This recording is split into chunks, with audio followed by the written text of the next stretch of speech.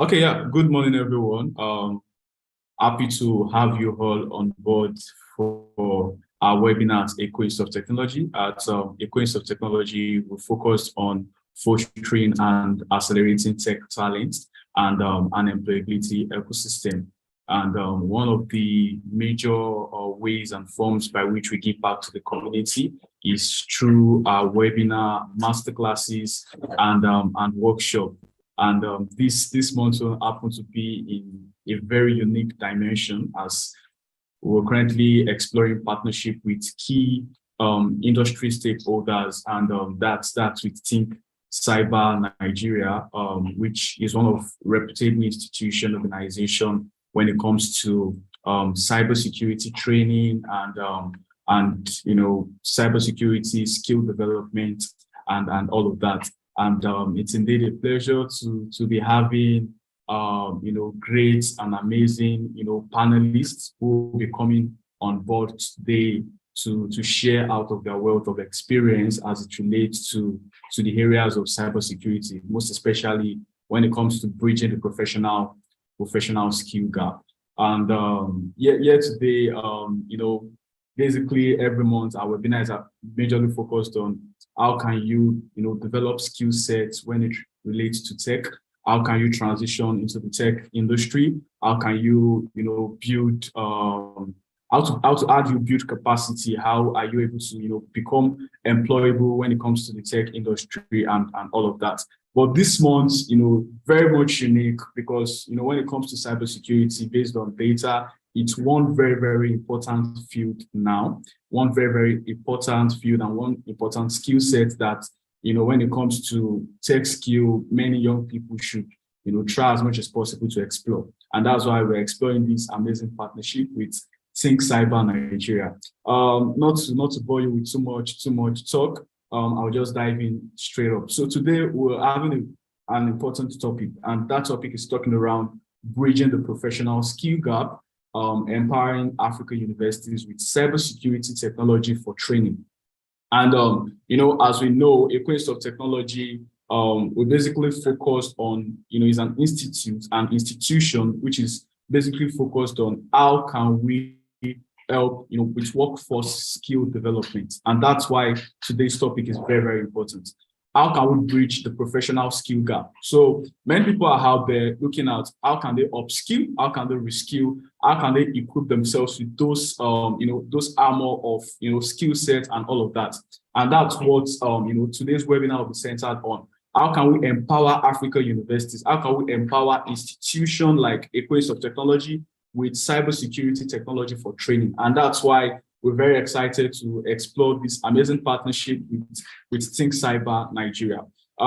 Just to get started, I'm going to be introducing some of the amazing people we have on the call. Some of the, when it comes to industry, key stakeholders, authority in the field of cybersecurity, we're going to be exploring and sharing out of their wealth of experience and knowledge around these major core areas. And the first is Ethan Sio.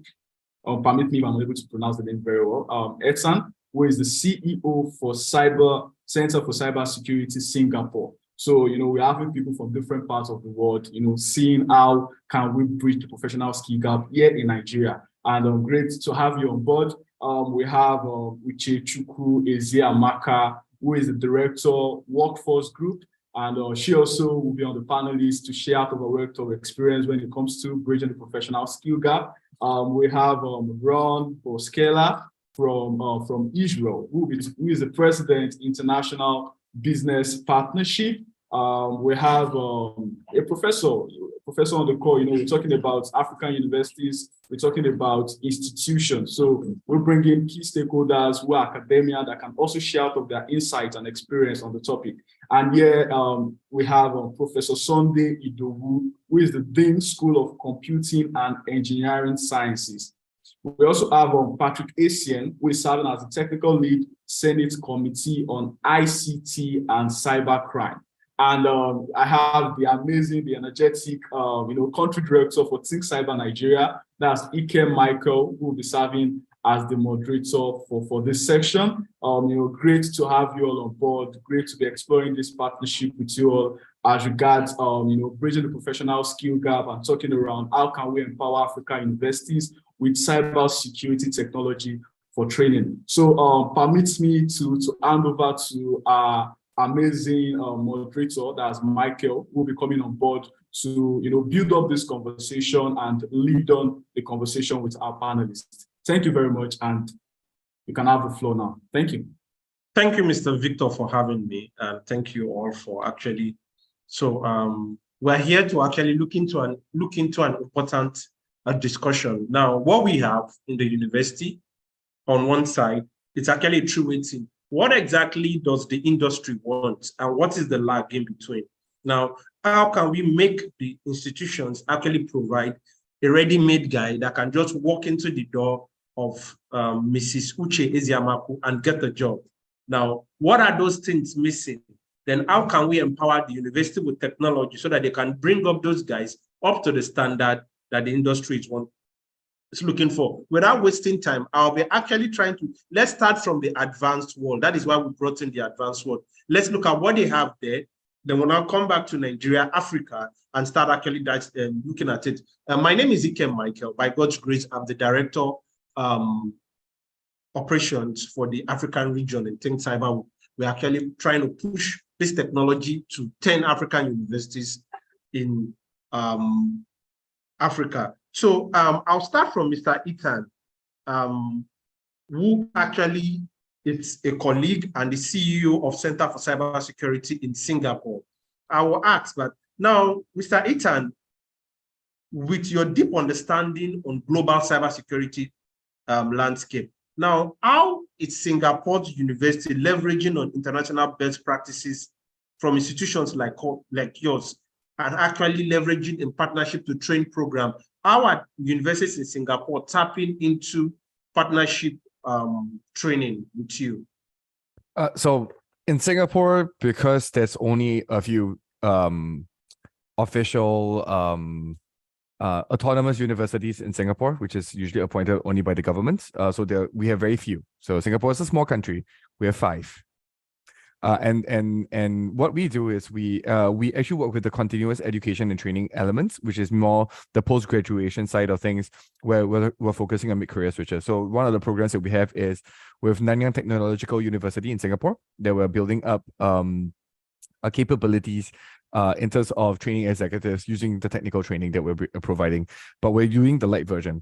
Meanwhile, with the regional partners that we're building, whether it's Taiwan, Indonesia, or Australia, we're actually working very much on working with the universities to create curriculum that is specific to training them up to good enough to be able to get a job right afterwards, right? And that's exactly what Michael was talking about, which is always about, can you get a person who can hit the ground running? And so they do leverage upon what we are developing to figure out what's the best balance between the theoretical training that's required to hit, all the different credit and modules, and the other elements which we're bringing in, which is actually the cybersecurity technical training. Okay, thank you very much, Ethan. I'll come down to Mrs. Uchechukwu, who is actually the industry person on the panel. Now, Workforce Africa is actually a company that actually employs and manages staffs for foreign companies. So they actually do a lot of tech recruitment. That's actually why we brought her, and we've been actually working with her for a while. Now, can you tell us exactly, now, you have a unique insight to the IT job market and the demand for skilled cybersecurity professionals. How do you envision bringing this skill gap in cybersecurity through collaborative effort between your own company and the university? What do you think you can actually, what programs, how do you think you can bring them up to speed? Because I finished, and if not for some technical trainings I had, I will not have been able to actually get a job. I will need more training. So how do we bridge the gap? This guy comes into the university, he spends 5 years. Now, while he's spending these 5 years, he actually has both direction, he has the skill sets, he has certifications, because the professor will come and tell you now, in Babcock University, they have, in the accounting department, they have ICANN. So the guys, they actually graduate and become professional accountants while still in school. So what can workforce group do to actually ensure we bridge this gap so that when people graduate in tech, they don't waste so much time looking for other skill set training to do. And you understand, they properly understand what they need to actually get the job. Okay, thank you. Thank you, Michael, for having me. Thanks for the introduction. It's a pleasure to be on this panel session with the other experts in the field. Okay, yeah, so of course, there is demand for IT experts. The question now is what the stacks are, what the stacks requirements are. We are also very aware of what's happening, especially in the Nigerian space. There's been a high level of talent migration from Nigeria, to the other Western world. So, and then you also notice that some of the experienced people in the country have also, migrated to the Western world. That leaves us with few available talents in the country. So regarding your question as to what we can do with universities, one thing I know Workforce does is Workforce as a group company has a subsidiary called Workforce for Good. That's like a Workforce Foundation. And what we do on the Workforce for Good is champion courses that is geared towards building the right capabilities that are required in people. So Workforce Group may not be able to, of course, give impact IT experts with the technical skills, but what we can do is help impact them with the soft skills. So we have like programs that we usually organize. I know it's periodic. Some occurs annually. Some maybe I know it's usually periodic. And one of them is the Top Talent Academy. So this is a program that Workforce Group deploys to identify top talent in relevant fields. They go through some identified trainings.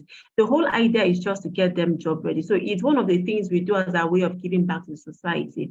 So a partnership model I see is maybe notifying some universities of this program, okay, so that, and also maybe share with them the criteria that we have for identifying, there's already a large pool of graduates that universities churn out every year. So we may not be able to accommodate all of them, but of course, share with them some high-level criteria that makes it possible for the universities to either recommend some of their graduates or alumni who they feel pre-qualified, for this, and then they can benefit. One thing we also do in Workforce Group is that just so that people understand that that regardless of where you are, really, you can access these job opportunities. On the Workforce Group, we have Workforce Africa. That's the line of, is a subsidiary that I spearhead. And like you rightly said, Workforce Africa help international businesses expand their operations into and across Africa. One of our flagship solutions is the employer of record model.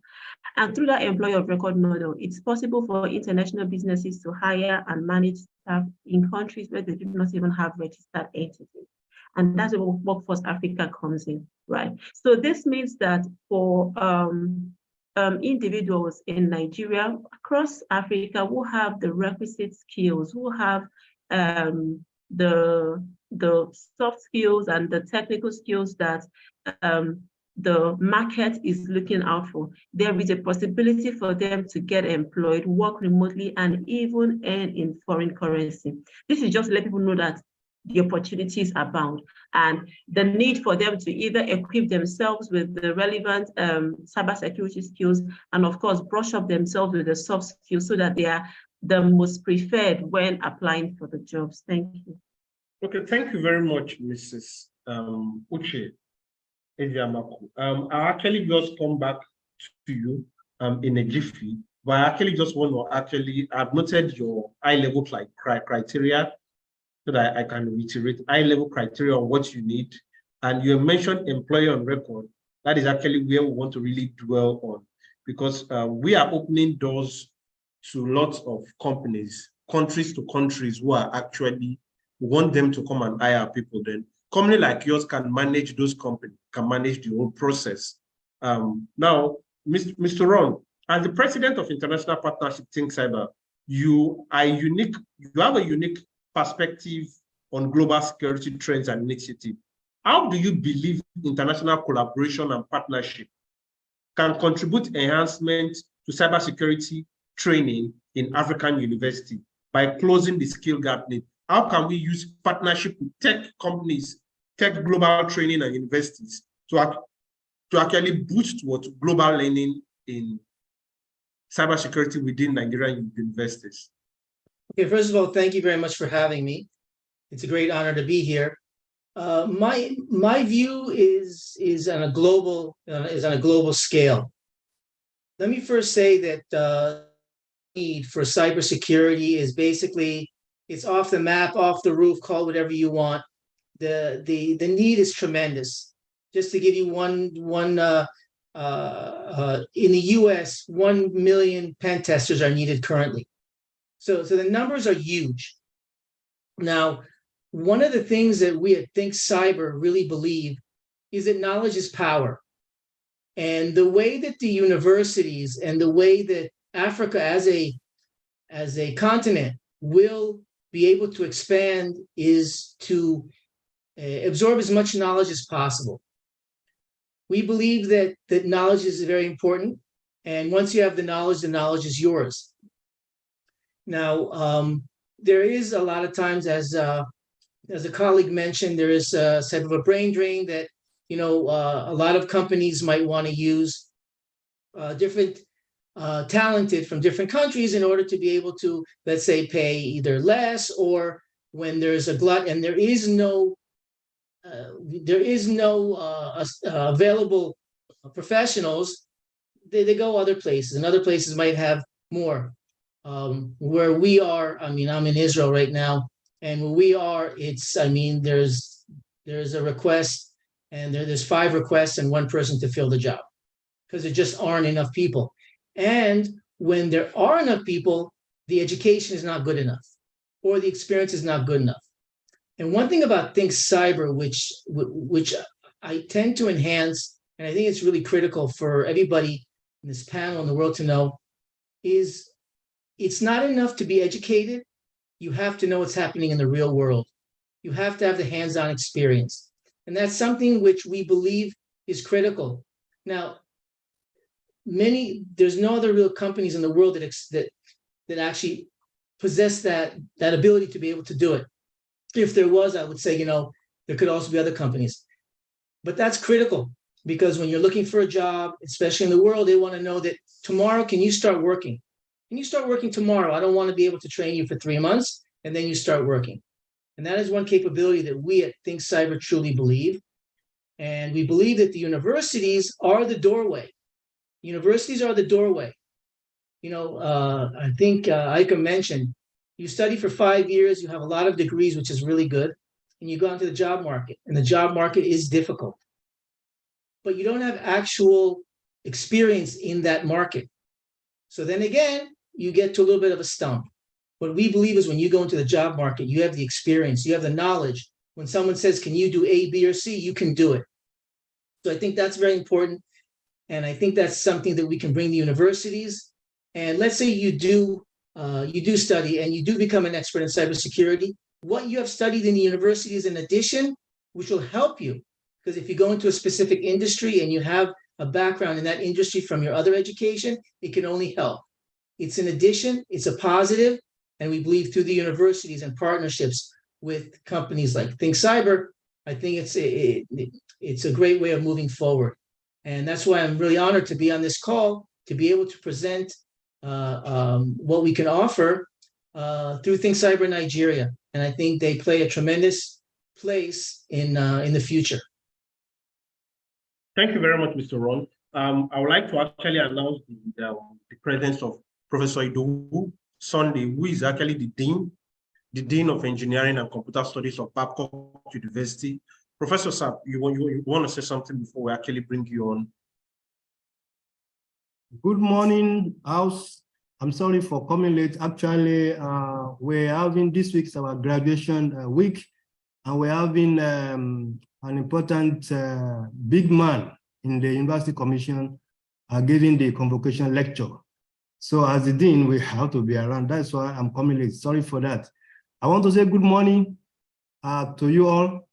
And it is my pleasure to be involved in this webinar. I've been in touch with Mr. Michael for a while now, and trying to see how we can really get this training in cybersecurity running in Babcock. And we have been trying to go through a lot of logistics. And I know by the grace of God, we want to get started, but we need to do the needful in order to be properly focused. So thank you once again for inviting me to this webinar, at least to share one or two things together. Thank you again. Okay, sir. Let's actually look at an overview of what we're trying to do. Now we have a complete panel. There is a skill gap need in cybersecurity. Now, there is an ever-increasing demand from the labor market for experts. Now, there is actually a shortage of technology to train the people right to actually learn. Now, how do we work together? The university, the labor market. Now there is a concentration of the demand in Europe, not mostly in Nigeria or Africa. Now, how do we use companies like Workforce Group to actually attract attention of these foreign companies to actually hire from Africa and let them remain in Africa? So filling in all these gaps, that is actually why we're here. So I will quickly go back to Mrs. Uche. Now, we've been talking to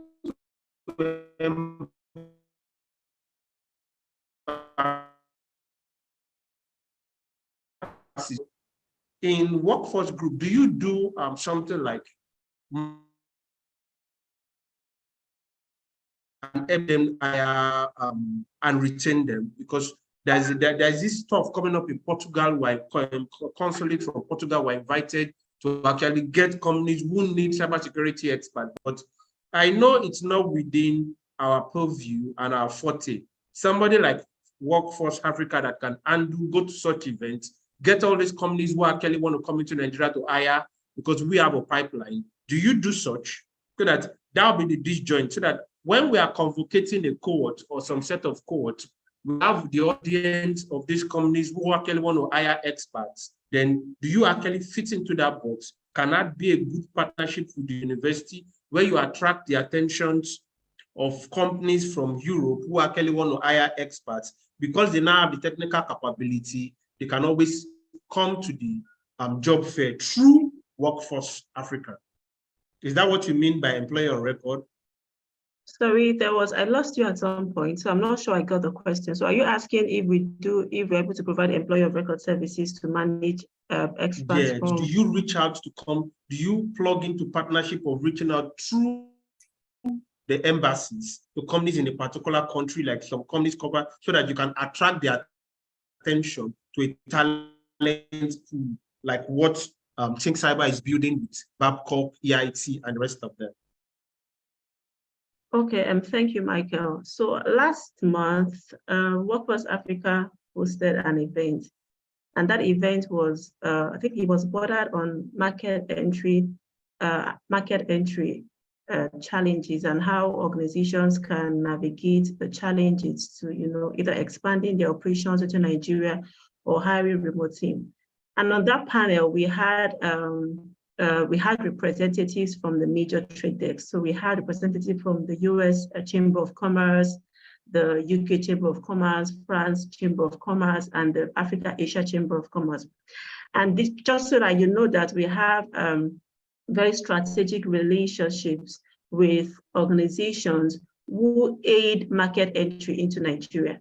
And it's also important to note now, and I understand people said there is that you have a lot of these demands in the European market, the Asian market, and the other market. But now, multinationals are now awakening to the opportunities in Africa, right? One of the services that Workforce Africa offers, aside from the employer of record service, is the offshoring service. And because of the rising inflation that is, hitting the global market, organizations are looking for cost. Somebody saying she can't hear anything. Can you hear me? Yes, I'm Okay. hearing you, but I don't know of others anyway.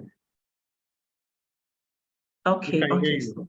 Okay, thank you. So organizations are now awakening to the opportunities with African talents. One, African talents are affordable. We have the time zone advantage, especially with the European market.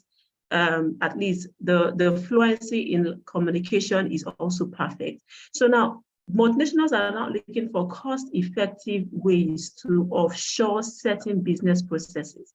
And this cuts across even IT-related businesses. So we have organizations coming to us to help manage certain business processes in Africa. And why are they moving this to Africa, especially Nigeria? Because Africa as a continent, Nigeria as a country has large turnout of graduates annually. We have good times and advantage. And also we have affordable talent. So they're looking for cost-effective means to manage operations. Why am I saying this? I'm saying this to let, of course, the audience know that the opportunities are available. Multinationals are now looking out for ways to hire remote teams globally. And interestingly, with the employer of record service which we provide, it's now very possible for them to hire and compliantly manage employees in countries where they do not have registered entities. They do not need to set up shop in Nigeria to hire and manage employees. Workforce Africa is here to bridge the gap. So I'm just saying this to let people know that the opportunities abound, and organizations are now beginning to offshore certain business processes, and they are bringing this initially. Of course, I know the Philippines, the Vietnams are the most attractive offshore destinations, but now global businesses are awakening to the opportunities with African talent. And so this means that the opportunities to hire and manage staff in Nigeria and across Africa is very much available. Workforce Group has the systems, the processes, the checks in place to ensure that these things are done compliantly without any compliance issue. And of course, our partnership with Think Cyber, because I'm not the cybersecurity expert, right? So this means that once there is a need to offshore certain IT-related skills that require talent or expertise, related to what Think Cyber does, of course, our already existing partnership makes it possible for us to collaborate with you and get that done. Thank you. Okay, all right, that's fine. Thank you very much, Ms. Uche, for shedding light on that. Prof, sir, we will actually come to you now. As the Dean of the Computing and Engineering, you play a crucial role in shaping academic programs.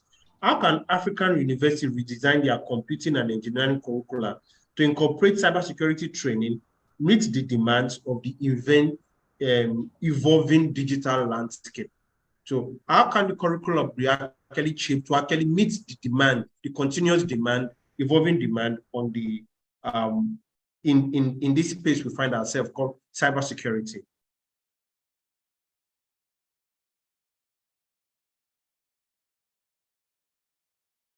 Hello, sir, you are muted. Sorry, thank you very much for that question. From the theme of this discussion, we are talking about professional skill gaps. And the first thing to know is what actually is this skill gap? And we can rightly see that as a mismatch between the expectation of employers and the potential candidates seeking for job. And that now we take us to the curriculum. What is the setup? What is the curriculum setup of the universities? In comparison with the expectations of the employers. So if there is a mismatch, that means something has to be done on the curriculum of the universities. Coincidentally, many universities today are starting or running BSc cybersecurity. But of what use is it if I finish BSc cybersecurity and I get to the market, I cannot perform? That means something else needs to be done. When there is a gap between what the universities are doing and what is happening outside there in the market, in the industry, then there is a problem. And that is the more reason it is necessary to partner with industries or professionals or bodies that are engaged in hands-on practicals that will expose the yet-to-be graduates to the expectations of the industry. So actually, another thing we need to look at is what exactly are the universities doing? From study, we see that cybersecurity in some universities are positioned in different departments, are positioned, are located in different departments of study. For instance, some university may locate cybersecurity in business or computer science or computer engineering or criminal justice or other departments. So depending on the program curriculum, emphasis may be given to different areas of focus, like network administration, penetration testing, forensic, or legal matters. So there is need to integrate these different approaches to cybersecurity in order to really refocus to workplace expectations. So if that is not done, we have a graduate prepared, maybe in forensic or network administration, and is not rightly positioned to solve any problem in the industry. Maybe in a particular place, he has found himself or herself. So that is telling us that we need to re-engineer the university curriculum. Apart from that, we need to encourage partnership with industries by providing certifications. You know, certifications are different from just degree. There are people who have degrees in some areas of study, but not really good in the practice of that area. So, but as far as IT is concerned, let me say, I'm in software engineering particularly. As far as IT is concerned, it is of no use to get a degree that you cannot use and that is not relevant or you cannot practice with. So my point now is that there is need to revisit the design of the university curriculum in order to ensure that the gap between the university and the industry is close, is not much, at least to a very barest minimum. Thank you very much. I don't know whether I've addressed the concern. Yeah, thank you very much, Professor. I think you actually diced and point to the head. Now, thank you very much. And for those who are just joining in, we're actually looking at bridging the skill gap and empowering universities with actually technology to build capacity within the cybersecurity tech space. We have different professionals from different walks of life. We have the professor, our boss who just spoke is the dean of the engineering faculty and sciences in Babcock University. We have sorry, for information, it's School of Computing and Engineering Sciences. Okay, School of Computing and Engineering Sciences, where we run three programs. We run three programs: software engineering, information technology, and computer science. Okay. Thank you. So we have Mr. Ethan from Center for Cybersecurity in Singapore. We have Mr. Rombuskela, who is actually the President of International Partnership Think Cyber. We have Mrs. Uche Eziamaku, who is the Director, Workforce. Now, just a quick bullet point on what we've heard so far. Mrs. Uche told us that there is an emerging trend in employer record within companies. Companies are actually seeing Nigeria and Africa as a safe zone to actually do what? Extend some business process. Hence, there is a rising demand in tech skills because they feel they can acquire good talent and with a cheaper rates in Nigeria. Now, Ron said there is a critical need for actually right upskilling, where you actually need to actually be specific on the skill set and build the capacity to international benchmark rates. Now, Professor just told us that One of the ways universities can actually build capacity is what industry partnership. I'd like to elaborate on that. I finished from Uniport and Total Energies. They have an Institute of Petroleum Studies there. Now, it's Institute of Petroleum Studies in Uniport, where they come to pick people for offshore work. So it's more of the practical aspect. Now, Huawei, being a telecoms company, is doing some very big stuff in Ahmadu Bello University. You understand? So the prof is saying more industry partnership will actually see universities being able to tap into the money spent on R&D by those tech companies. They actually take oven fresh knowledge from the university and actually thereby exposing their students to current trend within each sector. I will move on last. Let's now dive into training. I'll be asking Ethan and Ron some more technical questions. Now, within the act of training cybersecurity, Ethan has been training and onboarding professionals in Singapore. Now, with your experience, what methodologies are an approach do you think are actually the perfect approach to build capacity so that the graduates, the outcome of these guys are actually world-class grade, they are battle ready, they are industry ready, and they can hit the ground running from day one?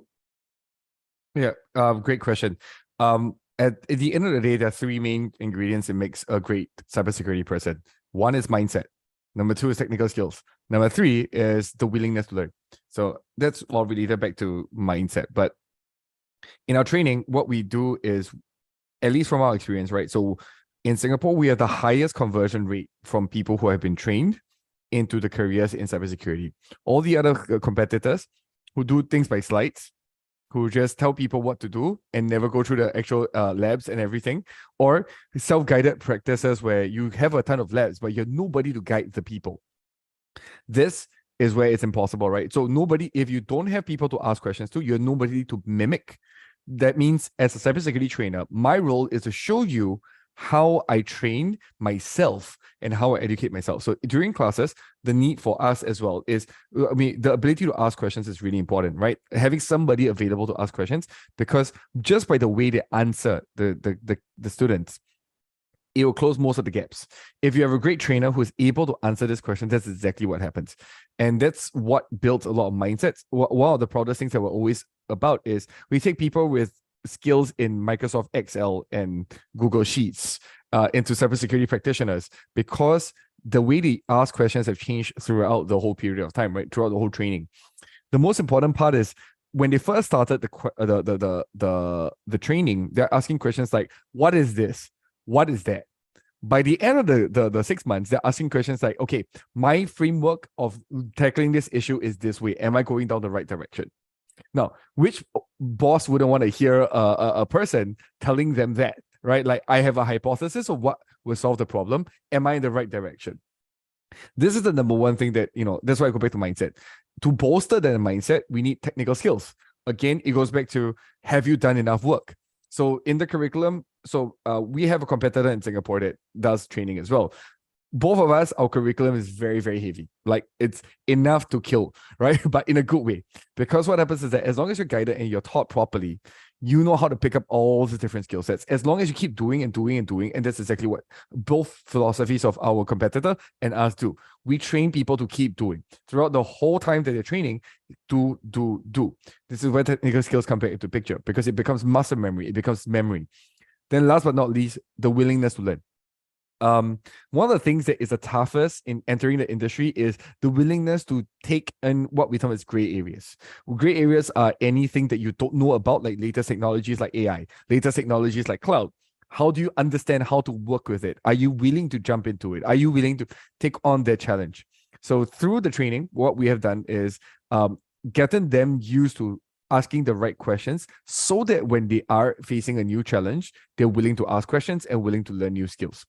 And I think that's what really gets people to be able to be ready for a new job altogether. I think we're losing him there. Just a summary of what Mr. Ethan is trying to say.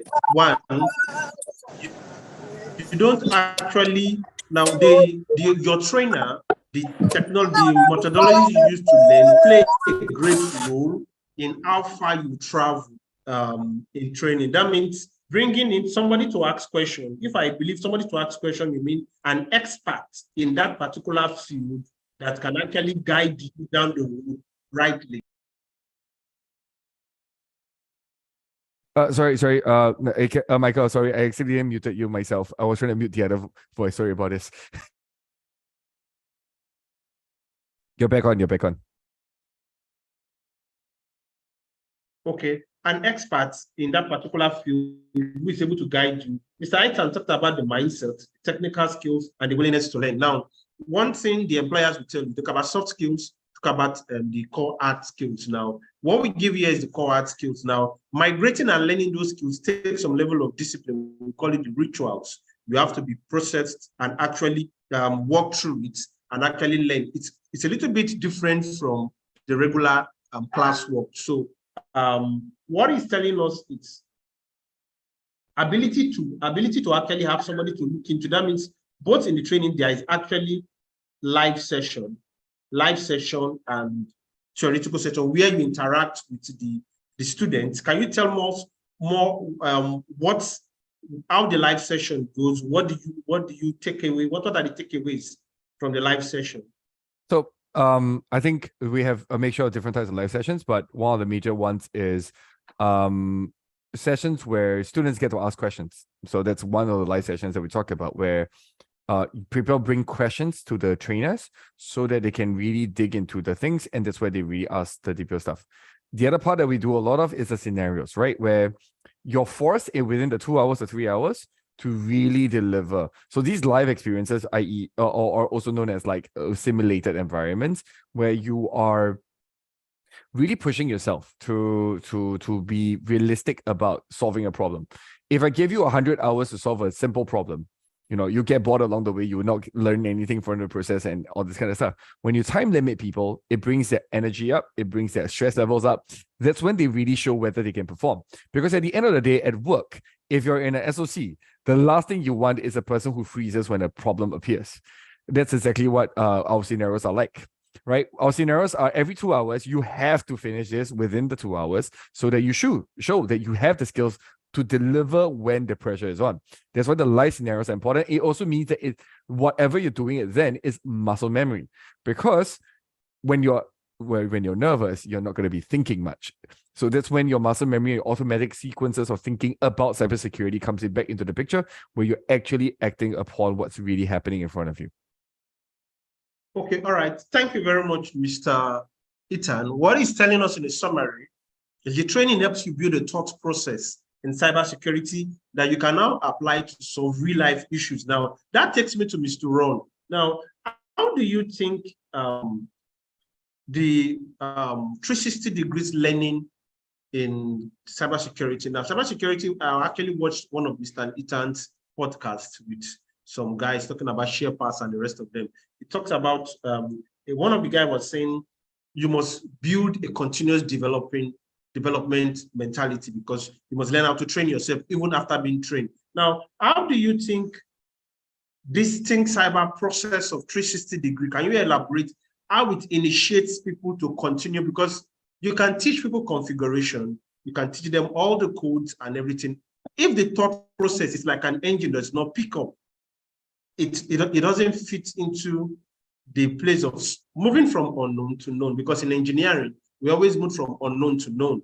You start from what you don't know, use your thought process and troubleshooting, you now move to know. That is what makes our platform different, because you are put in a scenario where you apply those thought process to solve questions. Can you elaborate on the mechanics of a technology in helping students build this thought process in the university?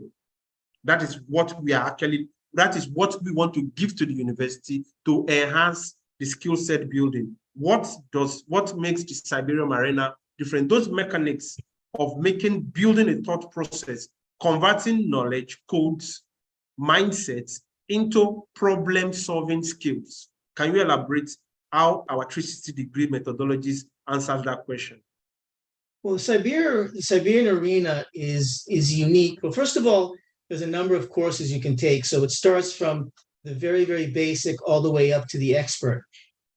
So you do have a very, very wide range. But one of the most important things is we have an addition to the product called Spectra.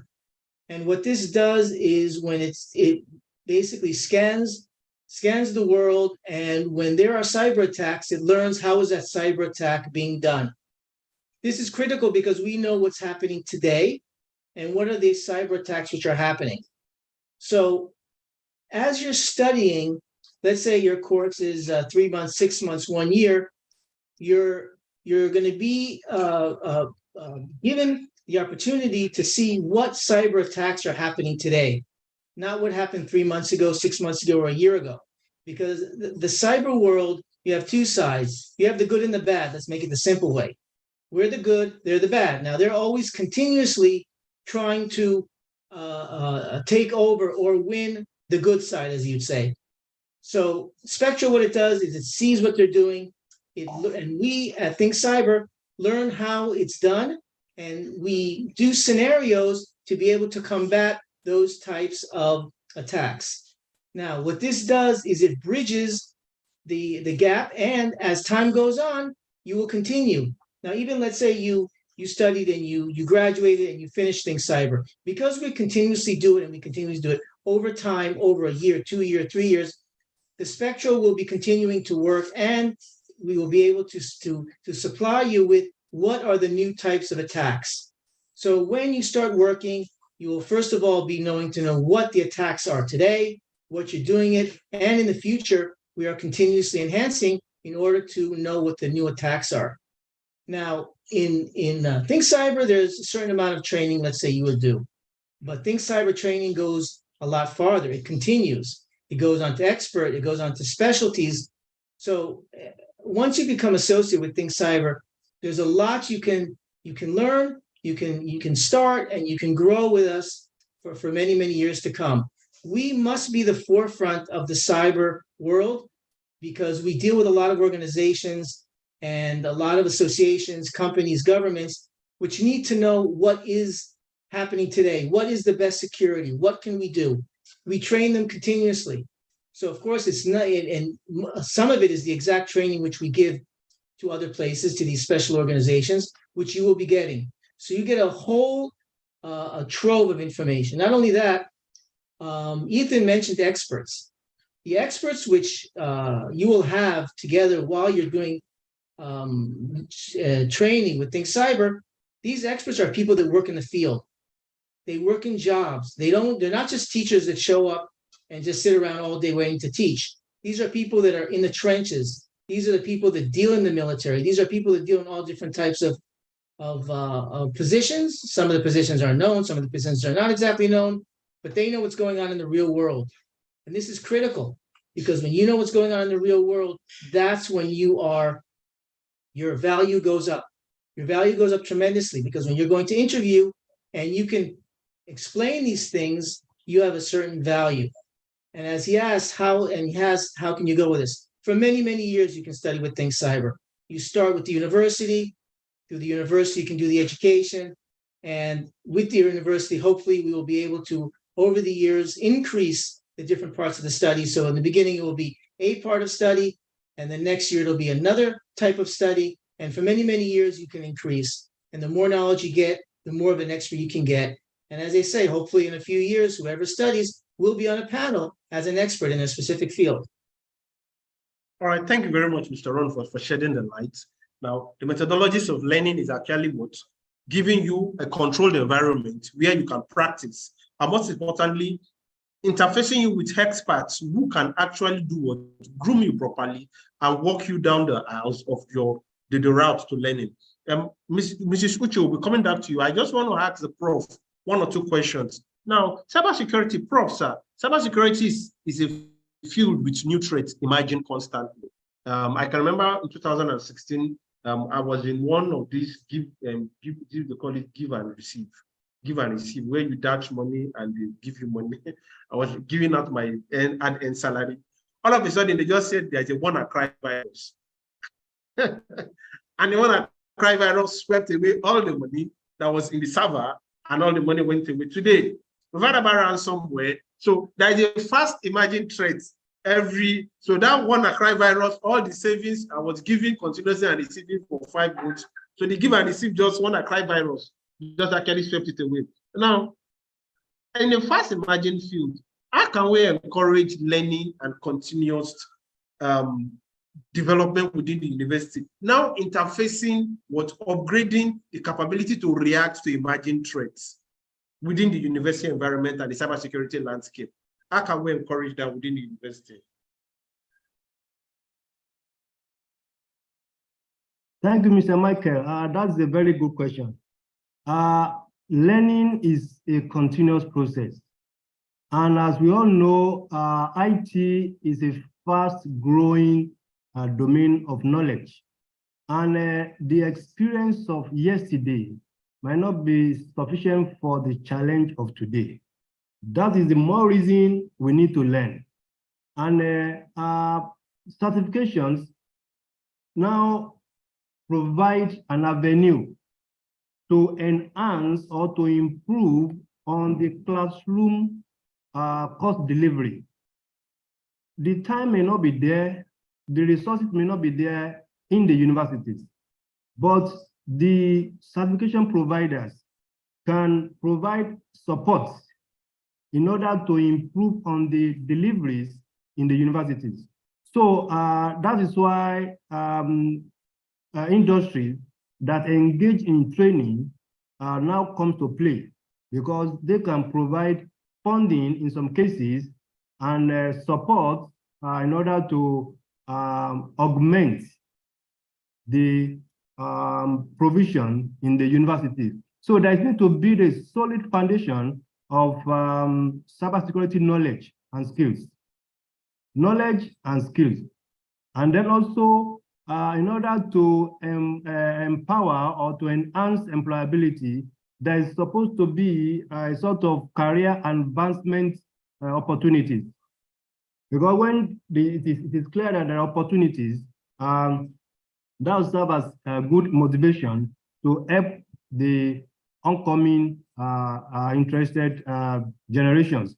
Then the industry standards also need to be made available to the institutions. So there's not supposed to be any gap. When universities are training, the industry needs also to work with the university in order to expose some of the standards in the industries to them in the universities, so that they can be aware that such and such are the expectations that they will meet when they get out of the four walls of the university. As you said, cyber crimes is rapidly growing. And the knowledge you use to combat, you talk about WannaCry, the knowledge you use to combat WannaCry might not be enough to combat ransomware or any other form of cyber crime. So there is need to increase or to improve on the knowledge or skills required to combat the increasing cyber crimes. And also, after the advent of COVID, things have never been the same again all over the world. Even in the institutions, schools that could not cope, that didn't have enough support or knowledge in order to run during COVID period, have got to shut down, even industries. So, but because of the advent of COVID now, the paradigm has shifted, and every organizations or even educational institutions have got to rethink and make sure that they're able to survive, even when the physical meeting is not possible. So the point I'm making is that there is need to encourage industries, especially cybersecurity industries, to move close to the the universities, so that there can be a proper handshake in order to really make any progress in the domain of cybersecurity in particular. What we are saying even go beyond cybersecurity anyway. In software development, technologies, more tools are coming up, and you need to learn. if you know about and you have different version of this and not that. But if you are staying with old versions and we have a very advanced version today, and you want to stay with what you knew yesterday, I'm telling you, you'll be off course. So there's need to learn. There is need to continually learn, especially as far as IT is concerned, more particularly cybersecurity. Thank you. Okay, thank you very much, sir. I will just reiterate what you said. Industry should engage and support the university, a solid foundational knowledge in skills in cybersecurity. Industry standards, the question of getting industry standards to make them available to the university. That brings me to the company called Udacity. There's a company in America called Udacity.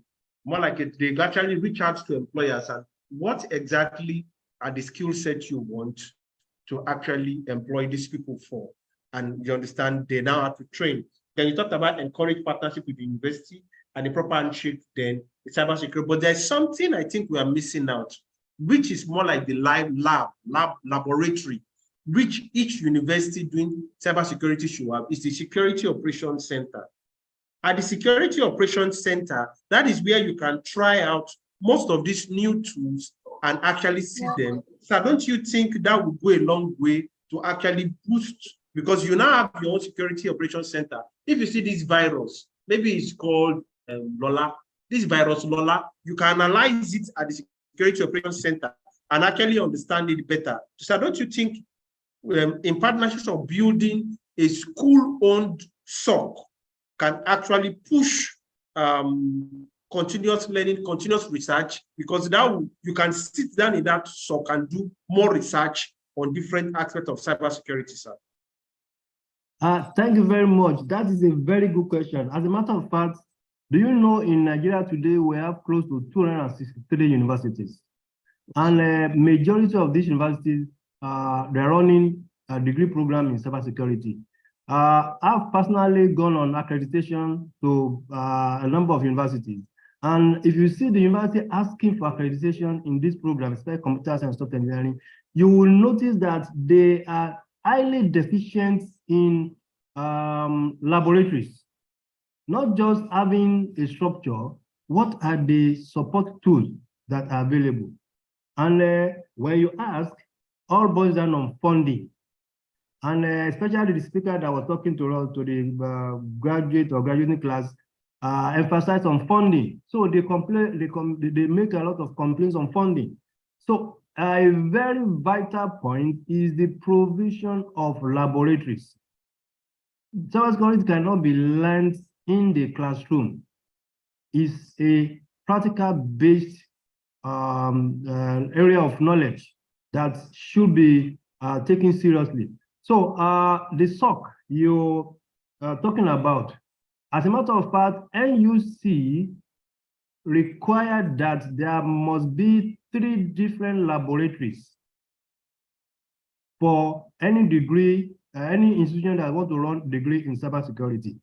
3 different laboratories taking care of the 3 different aspects of cybersecurity. We're listening. Hello? Hello, I'm with you, sir. You are back now. Okay, sorry. So my emphasis is that we cannot teach cybersecurity only in the classroom. There must be laboratories well equipped. And that is why there should be a proper handshake between industries and the universities in order to really improve on the skills acquisition in cybersecurity in particular. Thank you. Okay.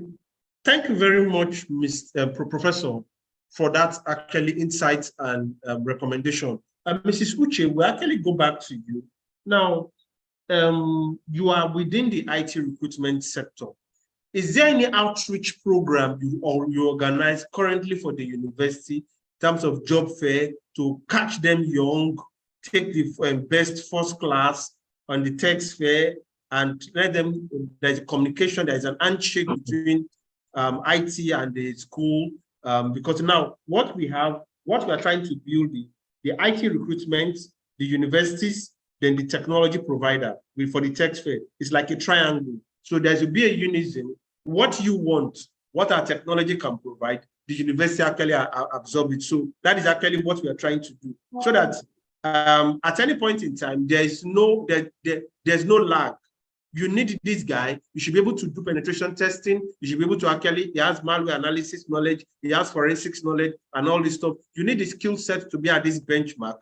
We have the technology. He's been trained. So there's a question. So do you currently have any outreach program you do for universities currently?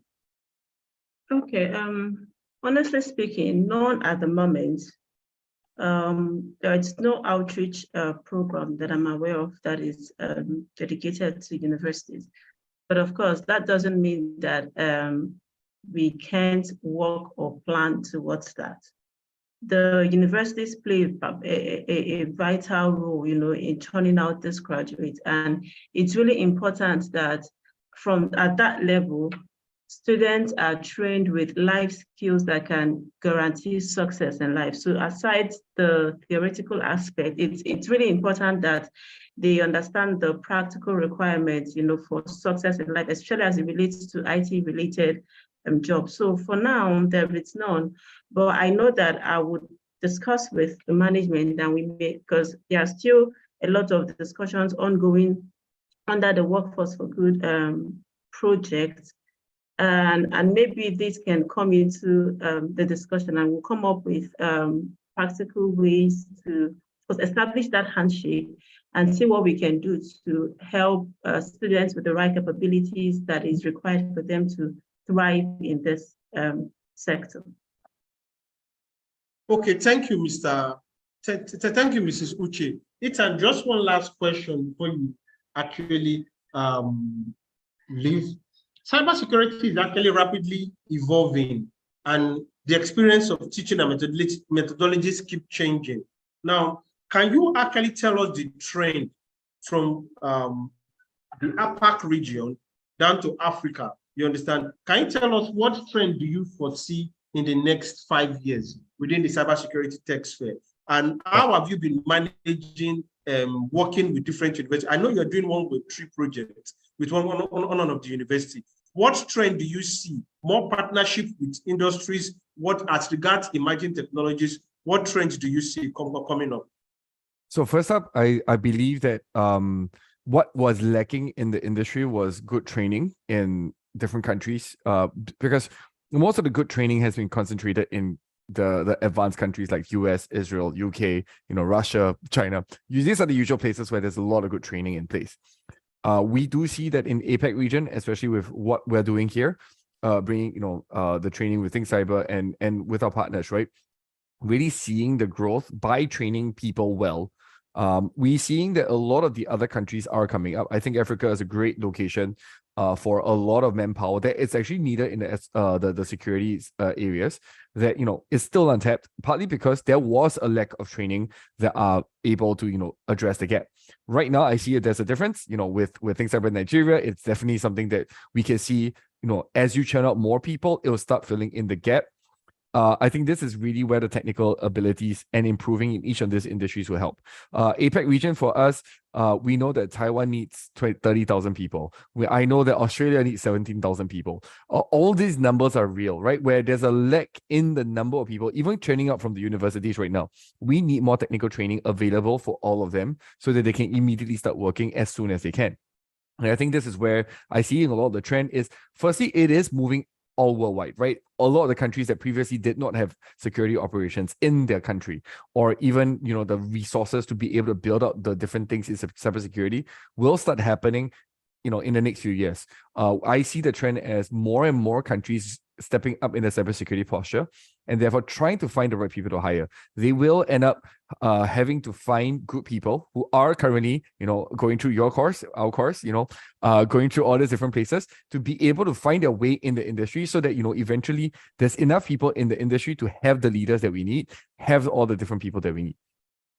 Even in the APAC region, Malaysia is just starting to really figure it out, because a lot like how Africa is losing a lot of their top talents to other countries, Malaysia loses a lot of their top talents to Singapore, right? So one of the things that we're doing for Malaysia is also growing their local talents and their local SOC operations, so that they can keep their local talents in their country. And I think these are the very, very important steps that we'll be taking on.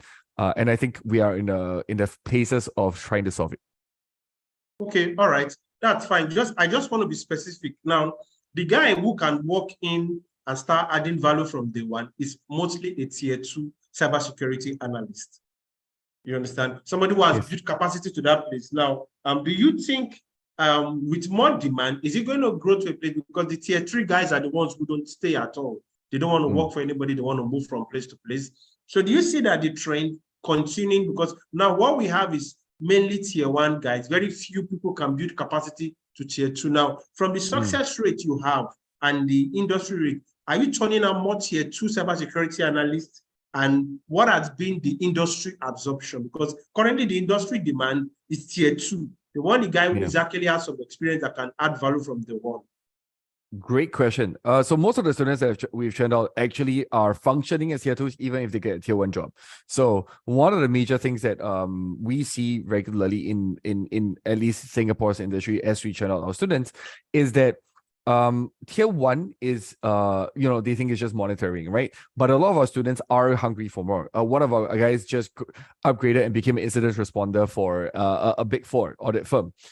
From a tier 1 SOC analyst. So this guy had zero experience in cybersecurity before joining our course, even IT, right? So to be very objective about it, we are training up people who can go up to tier 2 and tier 3 if they want to. And if from the practical training, they're actually a lot faster than even computer engineering students, because computer engineering students don't learn about the tools, the understanding, how the networks work. Computer engineering students typically are software developers. So where the gap is that you need IT knowledge, you need network knowledge, you need to know how to analyze all the different packets, all your SOC data, of your EDR, of your firewall, all these different places. You need to know how to link all this different data in order for you to do incident response, which is where you start doing it in tier 2. So in our classes, in our module SOC analyst, our students are already doing that. So by the time they're actually dealing with response, in classes, even though they don't have the official experience in the real world work, they have the ability to actually start understanding how to respond, how to identify different things, so that they know what to do next, right? And then the tier 2 is really down to company protocols, because every single company has a different IR playbook. So on a tier 2 level, depending on your skill level, as well as what controls you have over the companies, therefore your different playbooks that you can use. So at the end of the day, when we talk about the trend, a lot of the people that we are training out, I believe, will be going up to tier 2 really fast, even if they enter in tier 1, because of the technical skills that they have, which is, again, an edge above other people. But the other part about this is really that if you train people for tier 2, when they enter tier 1, they can become tier 2 and tier 3. But if you train people only for tier 1, you're never going to go further than that. Okay, all right. Thank you very much, Mr. Aitan. That was very insightful. Now, this question is a joint question between Mrs. Uche and Mr. Ron. Now, when it comes to cybersecurity, there is a trust issue. Now, trust barriers can be broken by partnership, because now the guy in UK wants to employ somebody in Nigeria. Now, you understand, because there's no partnership, he has trust issues because it's cybersecurity. Now, how do you think partnership can actually leverage that? That's Mr. Ron. Now, Mr. Uche, Mrs. Uche, have you been having such issues in tech recruitment where there is this barrier of trust because they are Nigerian, because it's specific to cybersecurity? How do you think how do you handle it from the HR aspect? I will use an example.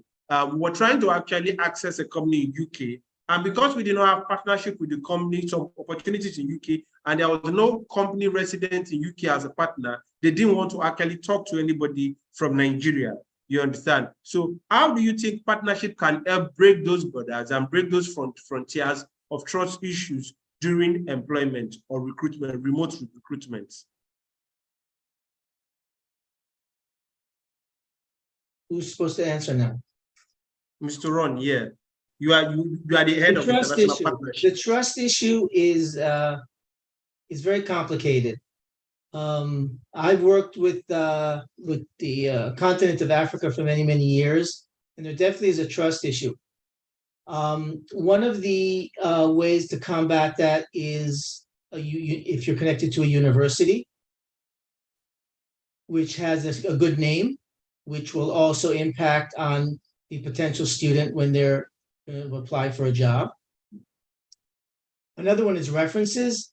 There is no real way to combat that specific issue of trust, because don't forget that the trust is done basically on the government level. In other words, if you have a country and tends to be a little bit problematic, it doesn't go away in a day.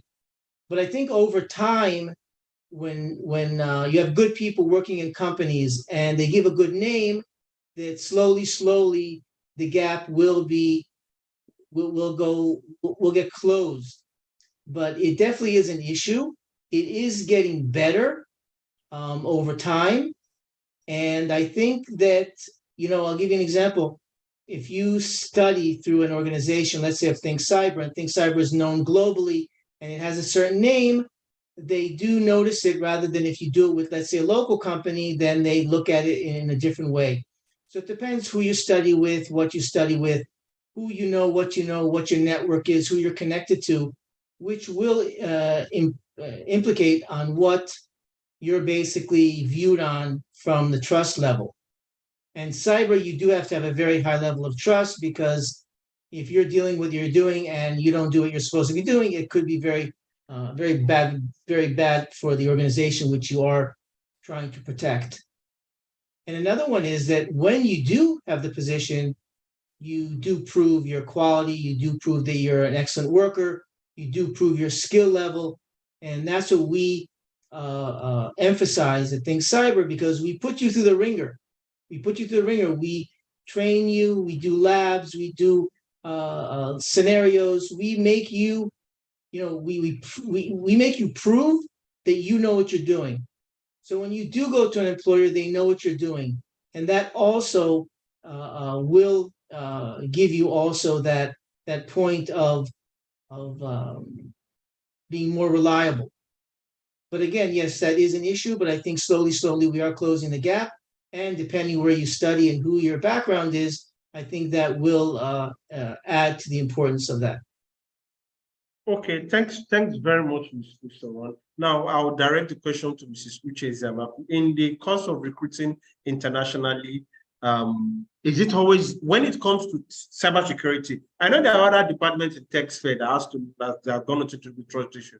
Have you ever encountered it? How do you manage it? How do you think it can be managed? Because with its education with a brand, it gives them a kind of reputation and a name. You understand? How do you actually manage? How do you think it can be managed? Okay, yeah. So I think Mr. Ron already highlighted some of the ways to manage this. The trust issues, nobody has all of the answers to trust issues, right? A lot of organizations, multinationals, are concerned. I know I was in talk with a prospective client. They're looking to offshore certain business processes to Nigeria. And I know it has to do with, I think, fund administration services and the likes. And they were concerned about data security, data privacy, and all of that. We were also concerned about that. So one of the things we do is, or one of the things I know organizations look out for, it's one, they look out for organizations who have local experts, who are local experts in the field. Okay, they also look out for to partner with organizations who have done this over a long period of time. So that means we've made mistakes, we've learned from our mistakes, we've also learned from the mistakes of other people. One of the things that Workforce Group does as part of the recruitment process is assessments. So we have an assessment center, an assessment solution. And then in the assessment, we are able to assess for certain behavioral functions. There are systems and tools to check for that, to check for those behavioral traits, in people. So aside from the assessment, we also provide background checks services. So this background checks has to do with verifying their education, employment history, relevant certifications, criminal records, and of course our partnerships with relevant agencies in Nigeria makes it possible for us to really check and also at least ascertain to a great extent that employees that were or candidates that we're shortlisting, or candidates that the organization is looking to hire, passes through that successfully, and then there is no criminal records or issues, attached to their name. So the criminal checks one, the reference checks also, it's another thing we also do. Speaking with past employers, and also with relation to cybersecurity. I know that with organizations like yours, sometimes organizations would want like an NDA signed with an NDA that the employee would have to sign with them, especially for an employee who they know would handle sensitive information. Those NDAs and those agreements are really tight. The penalties are really spelled. The penalties for non-compliance or default, it's completely spelled out on the agreement. So it's one of the things. And then also organizations now introduce checks. So you don't have one person that does the approval, or, so they've also tried to introduce certain checks and systems so that when somebody does something, you have multiple levels of oversight over that person. That way you can be able to guarantee that nothing important is slipping through the crack. Yeah, so I think this is the ones I can refer to or comes to mind, and the ways we have handled this. Most importantly, what we have also done, and what we have also done in addition to what I've said, is the thorough recruitment process. Thorough recruitment process has to do with the recruitment, the assessment, the background checks is end to end. Of course, that doesn't mean that a very smart person can't, go through that. It's only God. I think it's only God that can really thoroughly screen All right, out. thank you, Mrs. Uche. Just one last question, Professor Sir. Okay. Okay, Hello? all right. Yeah, I understand. Putting the right checks and balances, the security infrastructure to actually check excesses. You've mentioned a lot today. So, Prof, to attract more students to pursue cybersecurity career, university needs to raise awareness about opportunities and potential field. What creative strategies can be employed to promote cybersecurity education and encourage students to consider it as a rewarding career path? Yeah, thank you. I think experience is one of the important factors you can look at. Now, when people from outside, especially as Mrs. Marco has said, when you talk about engaging or building up prospective students in training, there is need to let them know the benefits and opportunities. Now, even though some training might be financially intensive, but then when you look at the gains afterward, you will not think about how much you are putting into it. So what I'm saying in essence is that there is need to really bring in industries and bring in expert professionals who are in the field to let students who are in training know benefits and opportunities that exist both within and outside the country, and that can encourage the students to go into such training. Everything may not be money. We talk of job satisfaction.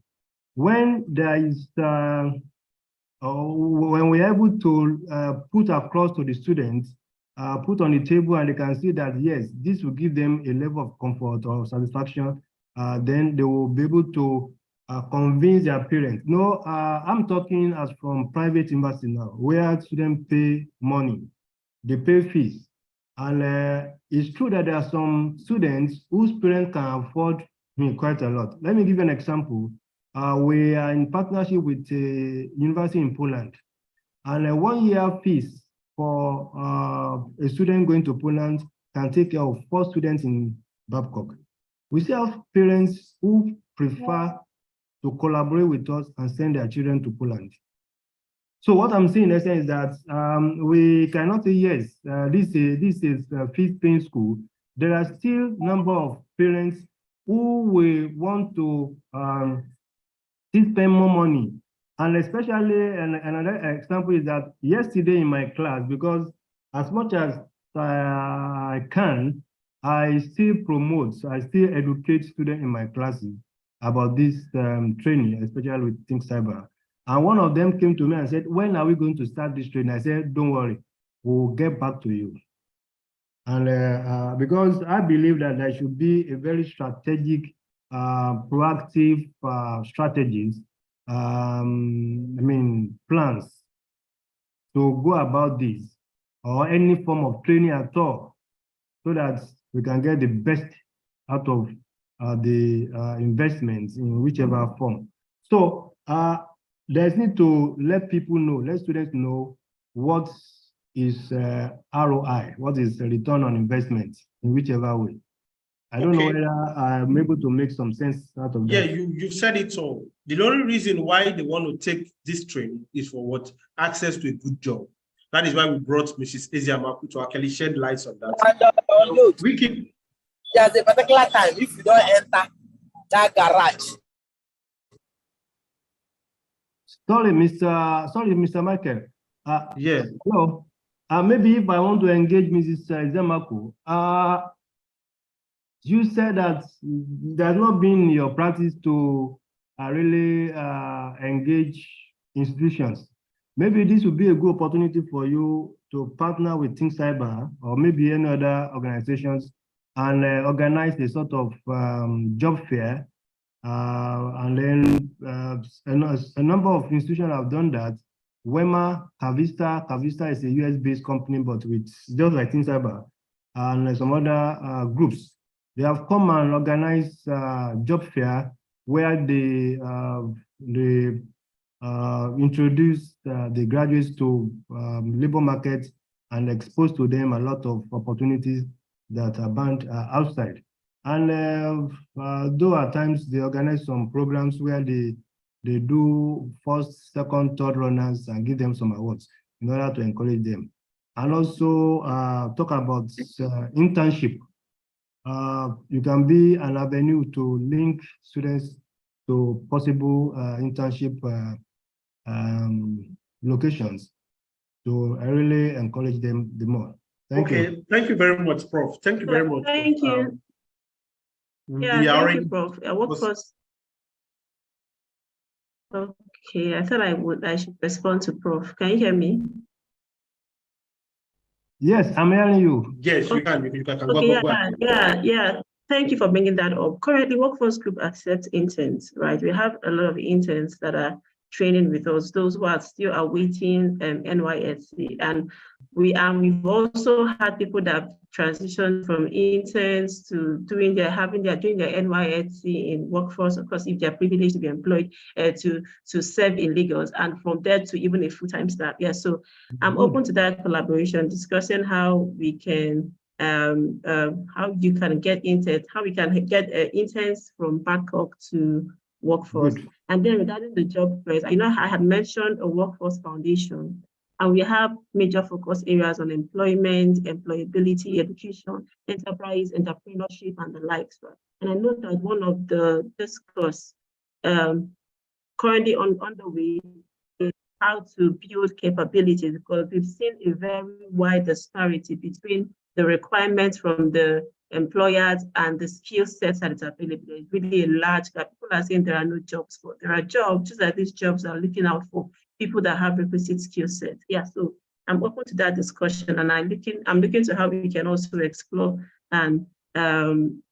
this and execute this in real time. Thanks. Okay, it's been an interesting time. Mr. Victor, I think you need to come around. We'll take questions for 10 minutes. They were actually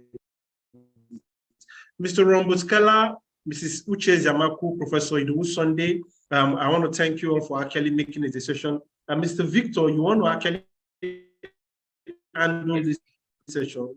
You will just take 2 questions. Then a lot has been said from partnership with university, industry partnership, industry background, technical building, partnership between workforce, the industry from the workforce and the university. A lot of lessons have been learned. So let's hear from the audience what their questions are. Mr. Victor. All right. Yeah. Thank you very much, Michael. Great section so far. I've been following through, and I've gotten a lot of insights from the section. Yeah, I dropped some few questions some minutes ago, which I'm going to read out now. And this person is asking here live on Twitter. The person said, are there any opportunities for public-private partnerships to support cybersecurity training initiatives at universities and bridge the skill gap? I know we've touched points around this during the conversation. I don't know if any of the panelists would like to still shed more light on this question. Okay, I will just take that straight. We have Backup University as actually a partnership ongoing where students actually have access to simulator for learning. And for the workplace, people who are not students, for the workplace, a co-innovation center is another place where you can actually access cybersecurity partnership training, which actually you can take advantage of the training there. I think that answers the question. Mr. Victor, do you actually have, are there any other question? You are muted. Sorry. Thank you for calling my notice. Someone is asking, what advice would the panelists give to aspiring cybersecurity professionals studying at African universities to excel in their careers? I think, I don't know if any of the panelists would like to take that. I can say that you should have started yesterday. The cyber industry is just continuing. The longer you wait, the longer you lose. It's not an industry where, oh, if I study in another 6 months, it's 6 months, you study in 6 months, you lost 6 months. This industry is moving fast, it's moving quick, and the faster you get in, the faster you're going to get it. And the earlier you get in, the better, because as time goes on, the industry grows, and once you become a professional or an expert, or you have the knowledge, you will be growing in the industry, and the opportunities are growing because the world is expanding. You have the regular net, you have the dark net, which we didn't even talk about, which is another world, which is going to be at one point bigger than the regular net, and then there's another type of net which they say which is being produced, and all of this needs security. The more nets you have, the more security you need. So time is of the essence.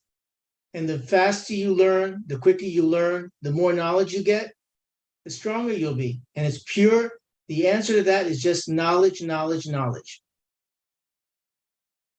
All right. Thank you very much, Ron, for giving clarifications to that question. I think these are some of the few questions we have. Some of the questions that I'm seeing are some of the things we've talked around. So for many of the people that probably joined late, or for many that joined in between the section, you can access the recording of this section live on our platform on YouTube, Twitter, LinkedIn, and as well on Facebook. So you can be able to catch up with some of the questions or some of the conversation during the section.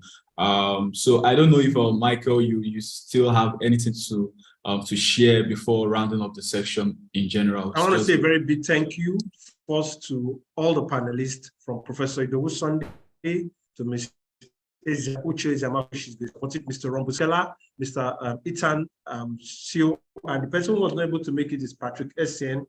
I want to thank everybody, and we're looking at partnership to build capacity in innovation. Not just that, we're looking at partnership that can bet innovations, world-class innovations like the Andelas, the technologies from universities in Nigeria that can actually build monsters of technology that can actually move on to become a unicorn brand. That is the kind of partnership we're looking at doing with universities. I'm sure we're actually at the starting point. Mr. I don't know if you have something to say, any of the panelists, finally, before we end the session.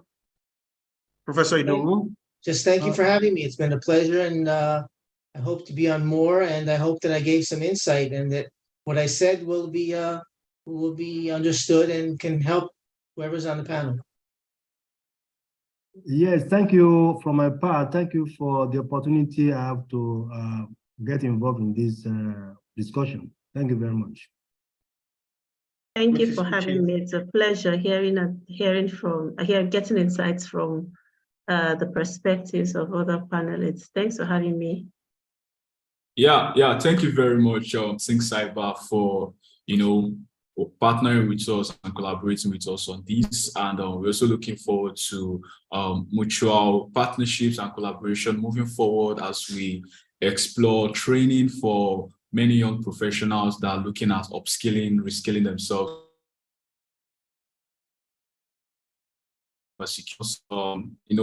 Having this webinar now, and that's because we currently have something at the end. We're currently, cooking guys.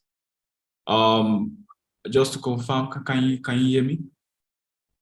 Yeah, we can hear you. We love. All right. Yeah. Okay, yeah. So we currently have some forms of collaboration with Think Cyber at the back end.